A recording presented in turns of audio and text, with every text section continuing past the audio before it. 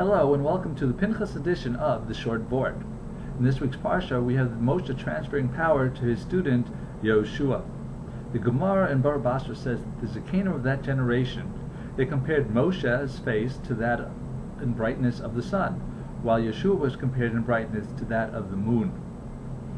It then says, woe to them for their shame and their embarrassment. The Chafetz Chaim asks, why is this analogy of Moshe to the sun and Yoshua to the moon something that would embarrass the Zakanim? He answers with a parable.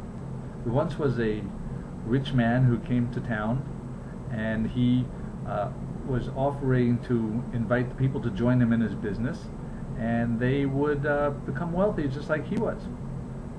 Only one person in town took him up in the offer. A few years later, this man came back with the rich man, who now was let's call him a billionaire, and the townsperson was now a multi-millionaire, and the townspeople now, they talked with the billionaire, but they weren't talking with the millionaire.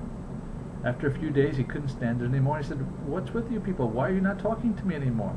They said, we're embarrassed by you. They said, why are you embarrassed by me and not by the billionaire? So they answered, the billionaire, he came, he had contacts, he already had money. We could never aspire to be what he was like. However, you were one of us. We could have taken up this deal and we could have become wealthy like you, and we didn't, and therefore we're embarrassed by you. The same thing is between Moshe Rabbeinu and Yoshua. The Zakanim realized they could never become as great as Moshe Rabbeinu. He was a special category of his own. But Yoshua, he was on a lower level. He wasn't even the gadol of the door after Moshe Rabbeinu. He was listed the Meraglim as the 5th greatest.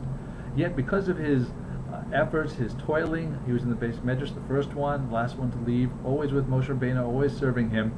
So because of his efforts, he became the eventual leader, replacing Moshe Rabbeinu. The Zakanim now realized that they too, if they had made the effort, they had the opportunity, they could have become the new leader of the Bnei Yisrael. And that's why they felt ashamed. This is a lesson for us, that if we toil, we can accomplish so much, whether it's in learning Torah, doing mitzvos, helping the community. We just have to make the effort. Have a wonderful Shabbos.